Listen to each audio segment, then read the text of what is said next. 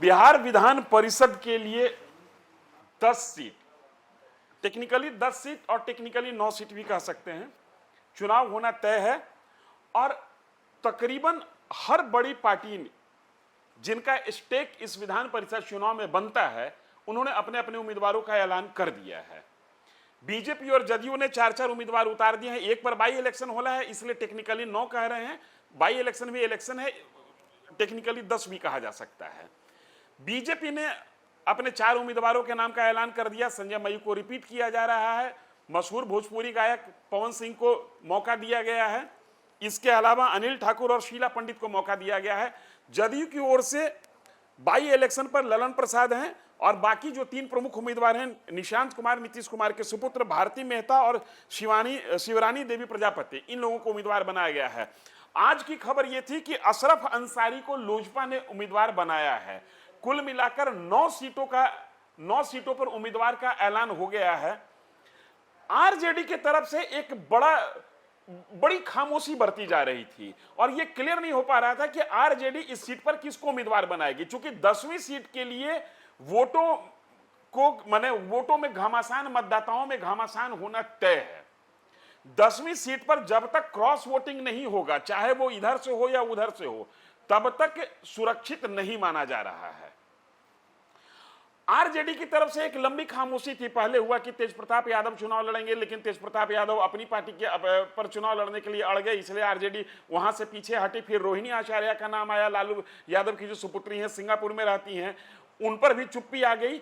अभी की ताजा खबर यह है, अपुष्ट सूत्रों के हवाले से मैं कह रहा हूं, जो हमारे सोर्स हमें जानकारी दे रहे हैं कि सुनील सिंह, जिनका कार्यकाल खत्म हो रहा है, उन पर आरजेडी दांव लगा सकती है। राबड़ी देवी के मुंह बोले भाई, बिस्कोमान के लंबे समय तक नेतृत्व करते रहे कोऑपरेटिव के बड़े नेता सुनील सिंह पर आरजेडी दांव लगा सकती है। सूत्र हमारे बता रहे हैं कि आरजेडी के उम्मीदवार सुनील सिंह होंगे।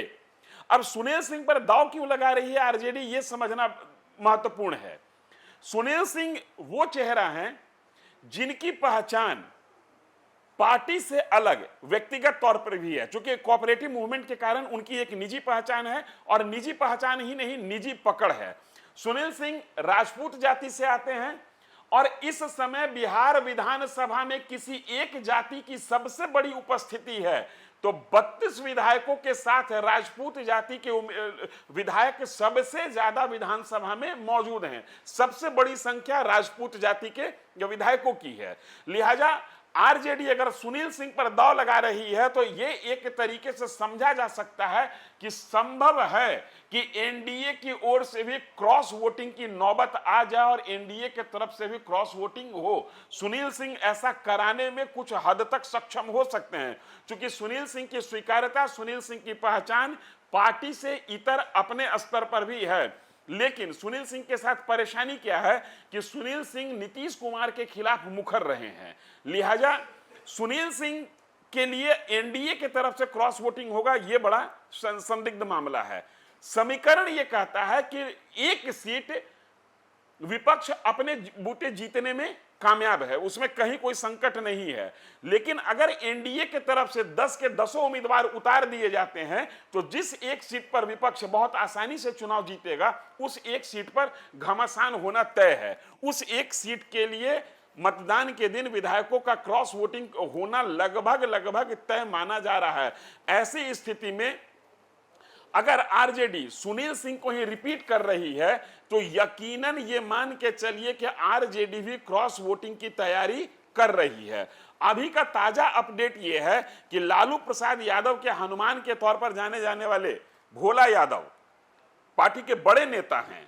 लालू प्रसाद यादव के साथ साया की तरह रहे भोला यादव आईपी गुप्ता, विधायक आईपी गुप्ता के पास पहुंचे हैं। आईपी गुप्ता अकेले अपनी पार्टी के विधायक हैं और यह संभावना, यह समीकरण बिठाया जा रहा है कि आईपी गुप्ता सुनील सिंह के प्रस्तावक के तौर पर सामने आए।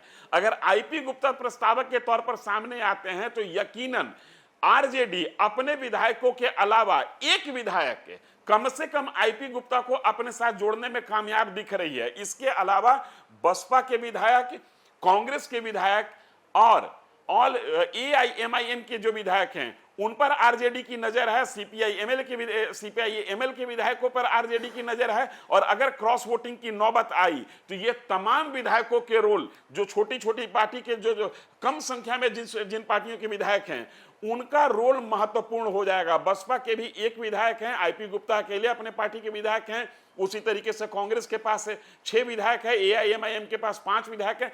इन विधायकों का रोल महत्वपूर्ण होगा और इन विधायकों को मैनेज करने की ताकत आज की तारीख में लालू परिवार के से अगर जो बाहर देखते हैं तो सुनील सिंह से बेहतर व्यक्ति आरजेडी के पास नहीं हो सकता है। इसलिए ये हमारे सूत्र बता रहे हैं कि आरजेडी के उम्मीदवार के तौर पर सुनील सिंह शायद आगे आए और पार्टी सुनील सिंह पर दांव लगाए। सुनील सिंह वर्तमान में अभी विधान परिषद के सदस्य हैं, उनका कार्यकाल खत्म हो रहा है। एक लंबा मंथन चल रहा था आरजेडी के अंदर कि किसको टिकट दिया जाए, किसको उम्मीदवार बनाया जाए। फाइनल डिसीजन ये हुआ था कि लालू प्रसाद यादव की ही जिम्मेदारी दे दी जाए कि भाई आप ही तय कीजिए कि किसको उम्मीदवार बनाया जाए। लेकिन अभी जो हमारे सोर्स बता रहे हैं, उस सोर्स के मुताबिक सुनील सिंह आरजेडी से विधान परिषद के लिए उम्मीदवार हो सकते हैं। इसके लिए आरजेडी ने तैयारी शुरू कर दी है।